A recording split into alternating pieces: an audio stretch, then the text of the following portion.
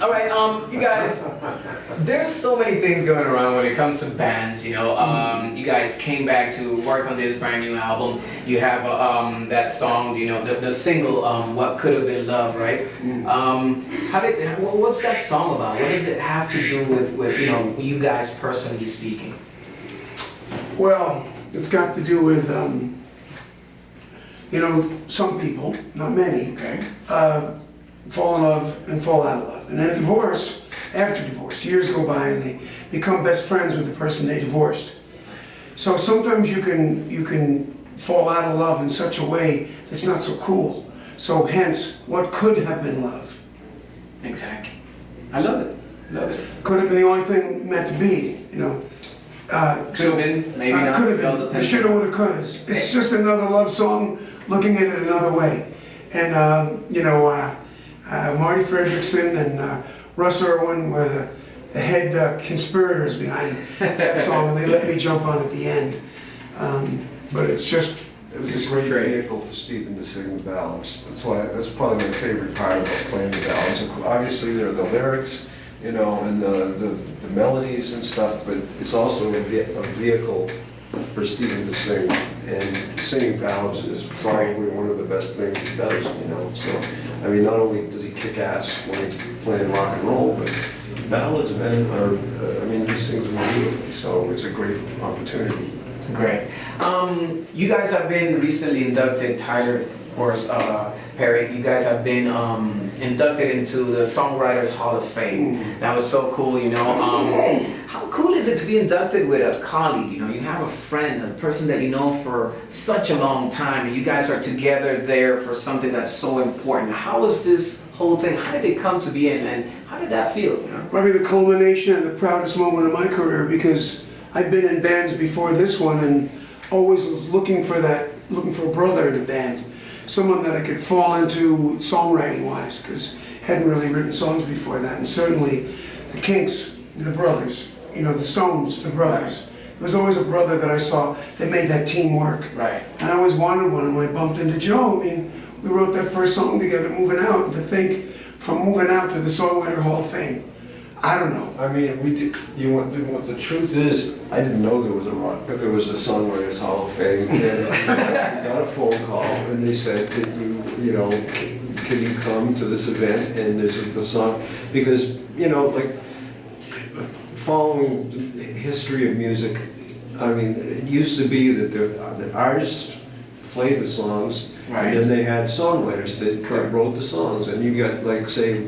A guy like Elvis, I mean, he would go in the studio and there was an A&R man and he would have a stack of music here and Elvis would listen down to all the songs and then he would pick ones he knew he could sing, but he didn't think that writing was his thing, man. And then as time went on, more and more artists like the Beatles on down started writing and performing the same thing. So the history goes that the songwriters weren't necessarily performers, so we were getting to hang around with people that like Lieber Stoller and you know, what's her name, did the Tapestry, because she was never really a performer until later on. Right. She wrote all these beautiful songs. Carole King, and so there were a lot of performers, not performers, songwriters at the event that we admired their music, but we never got to meet them.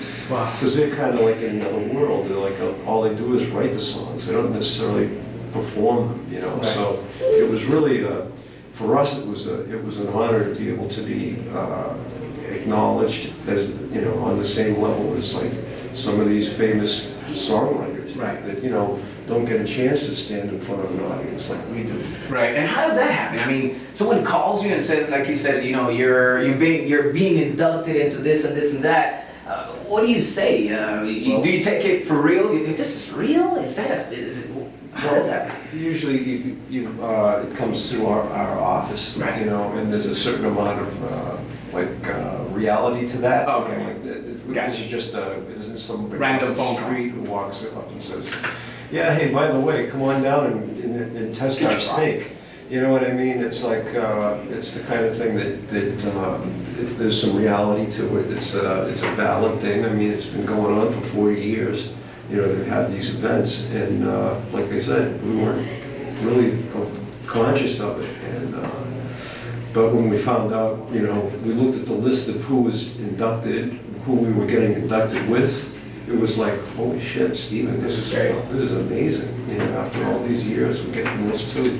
Okay. Now, the shows that you guys have, you know, here in Costa Rica is going to be the third show that you're playing, right? And, last one was in 2010. Great show, by the way.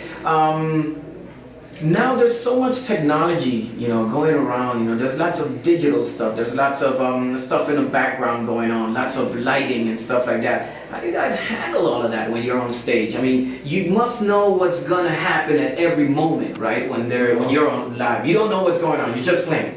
We basically we look at it like, let's make sure we got enough space so we can do our thing. Which means, our contract says we need like 60 feet by 40 feet, we need a certain amount of height so we can put the lights on, and then we kind of have a rough idea of what's going to happen. And like say the video guy knows, you know, for certain songs he's going to put something on the screen, but we're very off the cuff and we respond to the audience.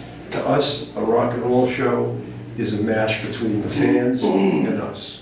And it's like we go from song to song, and you know, if the audience doesn't quite respond to a certain song, we remember that, you know, for the next show.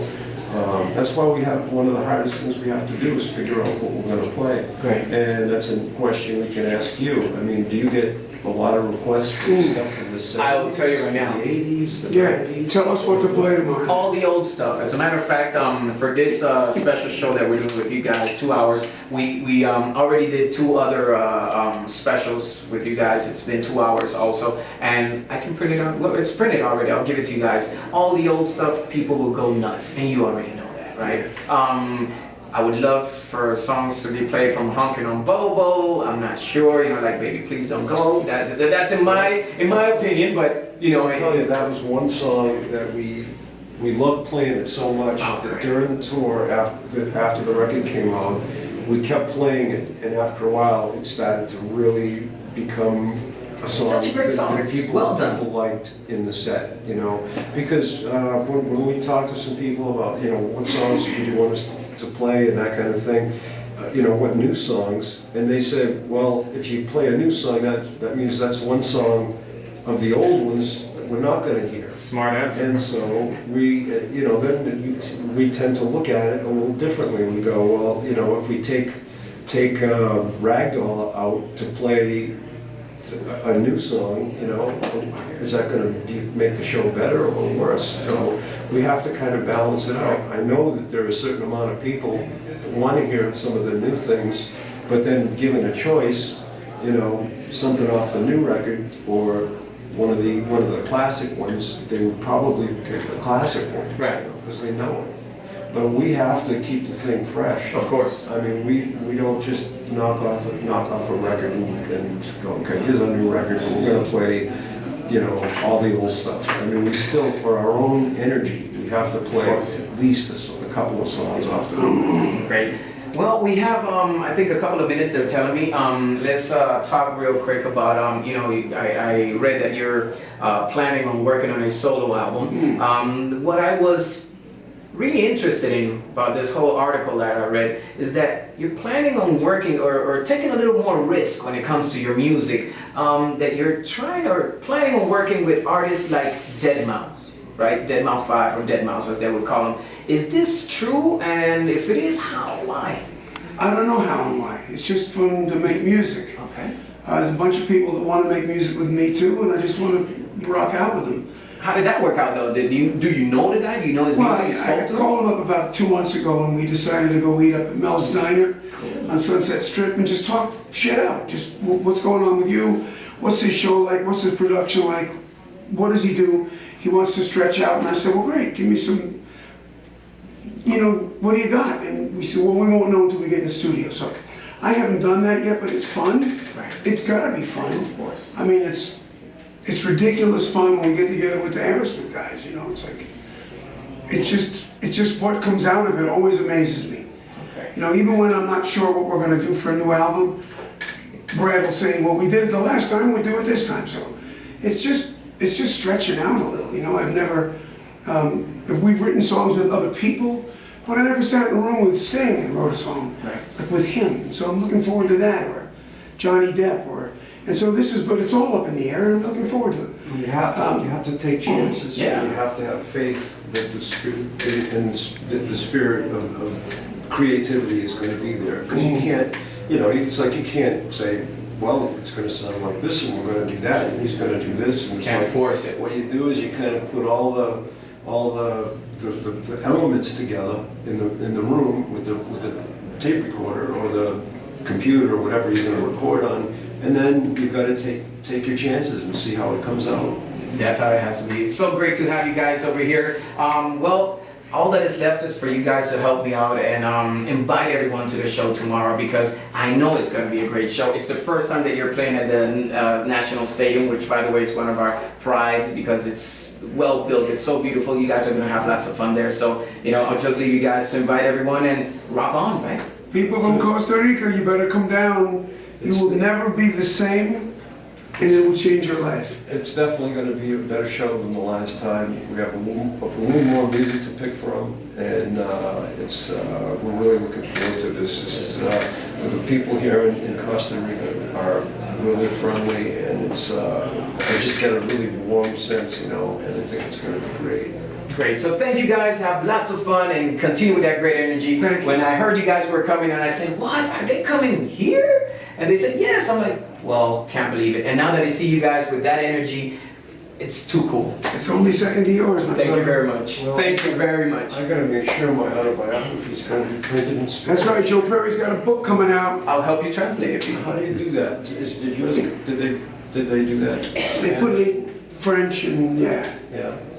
Okay. Anyway, yeah, it's coming out in the fall. Great. We'll be talking about that too. So have lots of fun and see you at the show. Okay, baby. Continuamos con más de Back to Basics. Entonces, ellos son Aerosmith, como escucharon, súper enérgicos, súper listos para el programa, para el concierto de mañana. Así que no se lo pueden perder en el Estadio Nacional. Eso va a ser una genialidad. Si no tenés tus tiquetes, ya sabes dónde puedes adquirirlos. Vamos a seguirles dando información sobre estos tickets. Y maybe we can sign these tickets. They're the last 2 tickets left. Son los últimos 2 tiquetes que vamos a regalar. Van a venir firmados por Joe Perry y Steven Tyler. You have to sign it on this side because they keep the small part. Entonces, a participar en nuestro Facebook 979 todas letras todo pegado. Son los últimos tiquetes que estamos regalando. Nos vemos en el show y que disfruten. Seguimos. Yeah, It was so great, you guys. Wow. Thank you very much. Energy. Yeah, Wow, wow. Can I have a photo with you guys? You better. Thank you.